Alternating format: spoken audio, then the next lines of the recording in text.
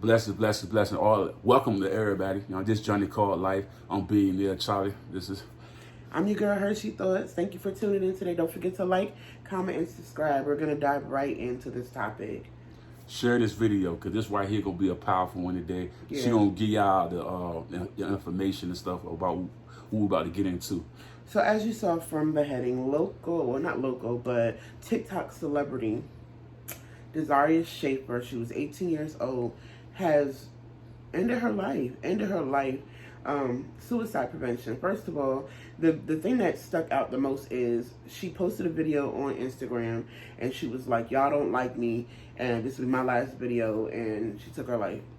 Then her family has confirmed it. The guy that was her boyfriend has confirmed that she ended her life, and then it was stemmed or came from cyberbullying, people not liking her, disliking her content. And I remember when I first was getting on, with him, he would ask me to be in videos, and I'm like, nah, I don't want to do that. I don't want to deal with people's negativity and the things that they say, because people are so evil, like they have nothing better to do. Like, you can dislike a video and keep scrolling, but instead of doing that, you take your time out of your day to say something horrible to someone, not knowing how your words may impact them or how it will affect them. And as you can see, I'm very vexed. The reason why I'm vexed is because a person can post a video on TikTok with them crying, and they'll get all of these negative comments, like, if you could post yourself crying, you're fine. But then if they commit suicide or end their lives, it's like, oh, you should have said something. What?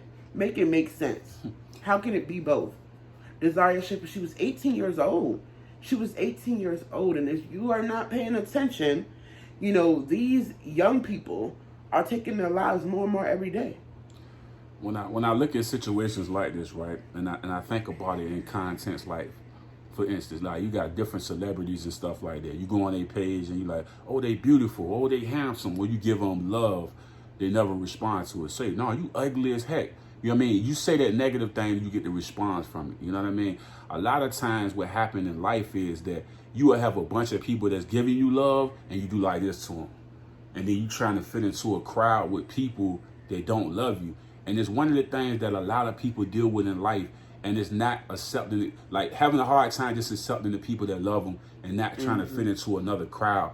You know what I mean? Because a lot of times it's like, if they don't like you, they're not going to like you. You can't force them to love you or like you or appreciate who you are as a person and stuff like that. You feel me? So I always say, man, in life, that's why I say when you got kids and stuff like that, you got to condition them to love themselves first. You know what I mean? It's all, when you date or when you making friends and all this other stuff, love you first. So true, but let me go back to what you were just saying about the commenting, right? I'm good for this too. There could be like 1,000 positive comments, but that one negative one will sit in your mind for so long. You'll dwell on that. You'll think about that one bad thing that someone said when you have.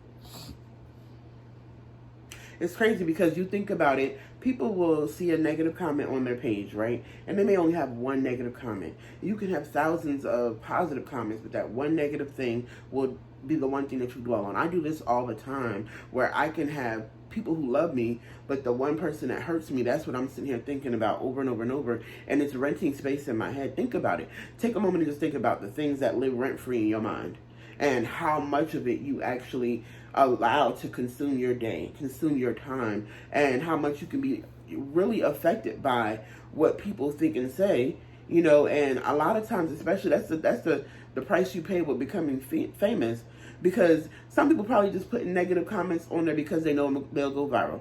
They might not even feel the way that they put it, but they post it because it's like, oh, they're going to get the energy. They want to become famous, so they post something up there, and it's like people give them the energy and the time of day, and here they are just becoming, more famous from just saying hateful things to people. This one of the things you got to know. She was popular on TikTok. She had like over 1 million followers and stuff like that. This the thing I always try to tell people, and this what Jake Paul was saying this the other day. He was like, the man was asking him what was harder, YouTube or boxing, and he said YouTube. And I'm gonna tell you why is this, right? Because the energy of getting people to come in back and forwards and stuff like that, or to stay on top when you're a celebrity, and just that energy, when you start feeling like you fading away or something's not, I mean, it's all about that likability thing that people want from somebody. You know what I mean? When you get on social media and stuff like that. And like I said before, the influence of the negativity would just crack the person. She probably go on her post and it's all this good stuff, but that one joint, you know what I'm saying? And like I said before, a lot of times it's with self. You're not building self. You're not meditating. You're not praying to God. You got to build self. Me as a person that dealt with depression and stuff like that, right? I dealt with depression. I ain't mean to cut you off, but I just said this the other day, so I got a question for you. Okay, so you got to be yourself, right? And I just posted this on my TikTok. Follow me, Miss T, Hershey Thoughts. But I listened to someone the other day say over and over, be yourself, as I was walking from, I'm a teacher. I was walking from the office and I heard, one of the high school students, and they were saying, you just got to be yourself. And as I was going back to my classroom, I got in there and I said, hold on. So you're telling somebody over and over, be yourself. And what happens with the person who is still struggling to figure out who they are?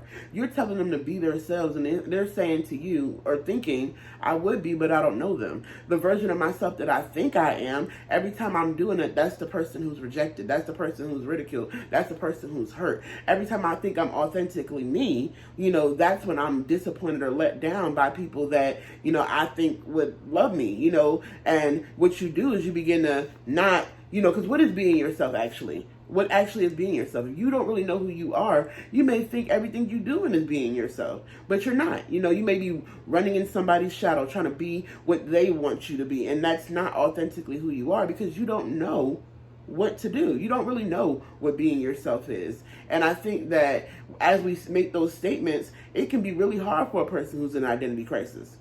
It can really be really hard for a person who's not trying to be shamed by everyone that they love. I mean, think about the people who are struggling with certain parts of their lives that if they say something to, their father, they may be disowned. This is what when you talking and when you say stuff like this and everything that you're saying, when I listen to the content of it, this is why we was taught, me and you, as growing up in the church, we have to connect with God. Like, we cannot walk this earth alone because we'll be lost. You know what I mean? You have to go to your Bible. You have to study. You know what I mean? Your soul need that. Like, when I came to Arizona, right? I'm coming from Virginia. I wasn't connected like I am now. And then I pray 5 times a day. I've been fasting. I've been working now. I've been doing all these things because I want to connect to God. I know the enemy and that spirit of depression can get me at any moment. The only way I can build myself stronger is by connecting to God and allowing the angels to protect me and my ancestors that's connected to it all. It's an energy, man. Like I said before, how is it that you got a page, right? They got all these good pictures, posters up there. I love you. You so amazing. Whoop the whoop. Nah, I hate you. You break down because you're not building self. And honestly, the connection to God really is. You gotta build self. You gotta build self. That's what I'm learning. And that's what God is teaching me. You got to, because you don't want to. That's why I said when you got your kids and stuff like that, you don't want this to happen to them, because the world we live in is a dark place when you're not connected to God. And that's just real. Straight up. I think that building yourself up, like I said, can be challenging if you don't understand that. And we're dealing with a generation that doesn't understand that. We're also dealing with a generation that don't necessarily not even that they don't know God. They have no desire to know God. And we're also seeing, the Bible even tells us that in the last days will be a great falling away. And in that, like you said, that spirit of depression will overtake you if you don't have something to lean or to hold you up. And the energy you speak of is that, the Bible says building yourself up in your most holy faith, but that's the Holy Spirit that begins to block and to keep you, or even God begins to keep you when you can't keep yourself or keep your mind. The word says, who will keep their mind on Him, He'll keep you in perfect peace. And a lot of times, as you may even begin to scroll even just her content, we would even have to question, like, what part of her was taught to know God. See, that's what's happening to the generation that's coming. When I was coming up, we were put in church whether we wanted to be there or not. We were told that we needed to be there, and even if people didn't know what they were doing or whether they were doing it right, we had something to go to. These kids and the generation we're seeing now, if we're not giving them any resources or giving them any tools or giving them any, foundation of what to do in these moments, then of course you feel lost. I always tell my friends that, knowing God doesn't make us exempt from going through or battling depression or battling anxiety or dealing with the cares of this world. It does not make us exempt. It changes how we go through. Because when I go through these situations, I know that I can call on God. I know that I can lean into Jesus. I know that I can pray. And there are days where sometimes I don't want to lift my head, but God then strengthens me because I'm asking and I'm praying and I continue to seek His face. And that's the part, that's the good part that you just added in there, because that's a tool. We think about it and we think about, what are we giving them? What are we showing them? And everybody think it's all cute till it ain't. Now we have to dial back and say, oh, I wish that she would have said something. I wish that I could talk to her again. How is it that we weren't having the hard conversations? You should have the hard conversations with your kids. I always say this too, right? In life, a lot of times we can look at a person and not know what's going on. Mm-hmm. And a lot of times people don't open up about a lot of things, right? And then like when you going into the spiritual, right? The faith and the belief that something's going to change, it stings when you start to not see a change immediately. Mm-hmm. You know what I'm saying? So like I told you before, you have to be conditioned for the lifestyle that you're asking for and all the goals you're trying to reach. And like I said before, when I look at a young lady that would do something like this to herself, she was already at that dark place when she started, you know what I mean? And I feel like what ticked it off is like just seeing it. A lot of times, right, like I told you before, the people around you don't know what you're going through. It's like right now, a person can look at me and I can walk out and I can be sad and going through something, but they don't actually identify what's going on. And a lot of times people don't care. We into a different culture now, where everybody, I'm smoking on this, I'm smoking on this. It becoming dark when we playing with the dead and doing all this satanic music and stuff like that. It's like we going more away from the God, the spiritual and all of that, and we going into this dark place of hatred. You know what I mean? It's crazy that every rapper or every entertainer always say, I never got love in my own hometown. They had to go somewhere else or find something else. Jesus said that too. You got to think about it, man. That's why I say when you trying to reach your goals or get to a place, you have to build self. I'm telling you, self is the key to your success. And how you do that, you got to connect. You got to connect. You got to go to the Bible. You got to do your studying. Because like I said, you will get lost in this hatred world, you know what I mean, that want to bring you down. You could be doing the most positive stuff in the world, and you have that one person that always want to question you, judge you, try to play God themselves. You know what I mean? It's like, it's always like that, man. That's why I always say I could never be a pastor or nothing like that, because I'm not one to live in those type of shadow with somebody always nitpicking what I do. I want to be true to myself, you know what I mean? Just that, you feel me? But like when I see situations like that, it's sad, man, because it's like, you can have a kid and you can bring them up within the spiritual concept, you know what I mean? But it's all about the communication with you and the child. Maybe she never told her daddy or mom what was going on with her mentally. They have to feel comfortable enough to have those conversations. And a lot of times kids don't feel like it's a need, you know what I mean, when they're going through their drama and stuff like that. I always feel like we got to have transparency, you know what I mean, to try to stop these events from happening like that. Because like I said, I had dark places like that myself, going through school and going through life, you know what I mean? Like I said before, Mama D, my foster mama, and my biological mama always brought me to the church and stuff like that. You know what I mean? Like I said before, I had a lot of spiritual and great OGs that was around me, coaching me to do things positive in a good way. And I took hold to it, I mean, a lot later in my life, but the goal was to show me that it's a better way out of these situations, you know what I'm saying? So like when I see this type of thing like this hanging and stuff like that, it's sad and it's hurtful. But like I say, the world we live in, everybody got to be conditioned. It's like going to football practice. You got to condition your kids for the bullying and stuff like that, because sometimes this world is what it is. You got to think about it, man. When was it ever, we listen to Tupac and all these other old records, and when has it ever been cool to just smoke on the dead and pee on people's graves? They going to a dark place now. And that's why I said we got to build up more spiritual, or we going to fall. Like, that's satanic. That you can't tell me you listen to a music that's talking like that. That's satanic to me. You know what I mean? We got to change the mentality, man, or we're going to keep dealing with the depression, keep dealing with it, the drug use. You know what I mean? It's the transformation. The balance is what we need. But like I say, you need more leaders that's going to bring that energy to everybody. You did? So true. I remember when I had my oldest son.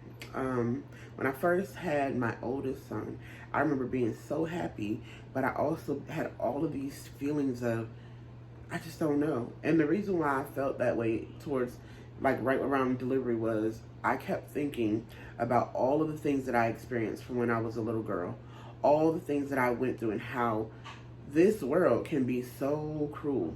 And if you don't well equip your children to survive in this world, it will eat you up. It's like throwing you gotta really, that's why as parents, you think about the homes where there's missing parents, or even me, I had to protect my son in our household, our immediate household, because the enemy, he don't really care who he used. You know, and my ex-husband, he was an alcoholic. So I began to think about like how the attacks would impact our lives. And I kept wondering, could I keep him safe? Could I protect him? Could I, make sure that I could keep all the outside? And honestly, you can, as a parent, you can do everything you can to protect your kids, and they can still walk out into this world and something happen to them. And it will eat you up because you're thinking, I did everything I could. I trained them up in the way they should go. I prayed for them. I instilled everything in them. I did everything I could. But the truth of the matter is, them being born an individual means that they're going to make their own decisions, and you cannot stop that. No matter how much you pray and how much you give it to God, all you can do is pray to God that they come to a knowledge for themselves and choose to do right, because they're going to be individuals. It's just like God creating us, and then the very thing he created turning his back on him. And no matter how much he wanted to extend love to us, we still have to choose him. And every day he still looks at creation that he loves so much, that he blessed, and they are turning away from him daily. They don't want him to do with God. And I think about it as a mother, how I can teach my kid right principle, how to deal with your frustrations, even what to do when you're upset. And he still could react and respond and make a decision that I'm like, but I told you, this world can be cold. And that's what I think about when it comes to this girl, Dazhariaa, because her parents might have been talking to her every day. She might have had a circle that would have fought for her every day, but it still consumed her, the negativity that was on her page. And that's because, like he said earlier, that one negative comment sometimes will eat away at you. You ever thought about, like, something happened to me yesterday, and even though I was moving on and I was happy, all of a sudden the thought came back in your mind. That's why the Bible says take captive every thought. That means to literally arrest it. That means literally, you need to bind it. When you bind something, or think about something that you capture, if I was to capture something, I'm putting it in a cage. I'm trying to, put a muzzle on it. Don't talk to me. I'm capturing it. So when you take captive every thought, you begin to think about every negative thing that is coming your way, and I'm muzzling it. You can't say this to me. Imagine if every time something negative came on your page, you, not here, not today, because that's what you really need to be doing. But unless you equip people to know that you got to take captive every thought, and think about how many times a day you'll think about something and say, no, I'm not even going to dwell on that. 2 seconds later, somebody cut you off in traffic. Now you sitting there and you mad again. Then you go into the store and you good. Now you done took captive of the store, and you get in the line and somebody say something to you. You like, this is how life is.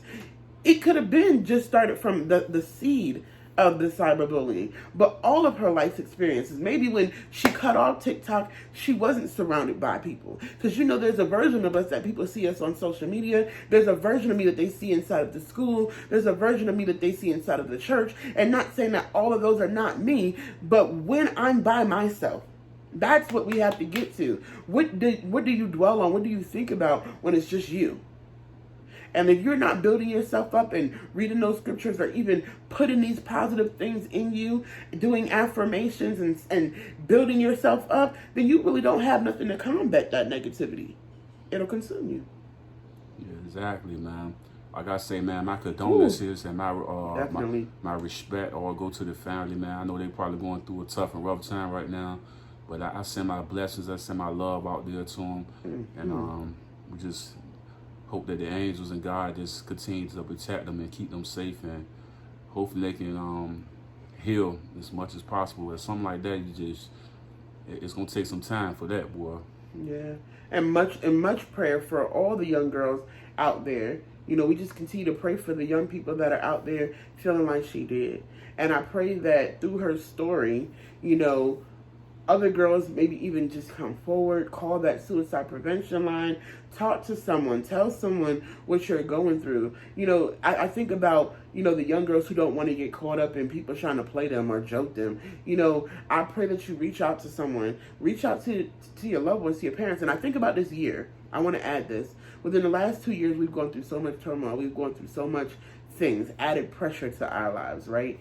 And I think about how much that can take toll on a family, you know? And here she was turning to social media, and people were adding to what is already, like, you know how you add fuel to a fire. It's already enough going on in the world. You know what I'm saying? And here we are at another situation like this. So definitely praying for her family, praying for her loved ones, praying for each and every person out there, that you don't feel alone in this world. You don't feel alone, and that we all find the strength to take captive every thought, every thought, and begin to command our minds, speak over ourselves, speak over our family, speak positive energy over our kids, and do the best we can to live. I think that's really what had me, you know, earlier. Just think about her mom now. And, you know, I read that her dad was saying he never thought he would have to bury his baby. Oh man. Ooh. Okay, yeah, because, you know, I ain't trying to get emotional on this camera. But it did. It hit me right in the heart, because I couldn't imagine. My daughter, my beautiful baby girl. Oh, man. And I couldn't imagine what her family's going through. So we just ask that y'all continue to lift them up in prayer. Yes. Yeah. I think that's probably where we're going to end. You want to end there? For everybody that's up here, make sure you hit the like button, hit the subscribe button, share the video. You know what I mean? We're going to put awareness out there for everybody that's going through cyberbullying and things of that nature. Remember, go down to the description box. My wife got 2 amazing books she got. You know what I mean? We got the web page set up right now. Y'all can click the link on that and go to all the things we're working on. We got the Shopify set up. We got our merch and stuff like that. And like I said, we're moving in a positive way. I mean, we're working on different programs and stuff like that. I think something like this, we definitely need to put something together for this.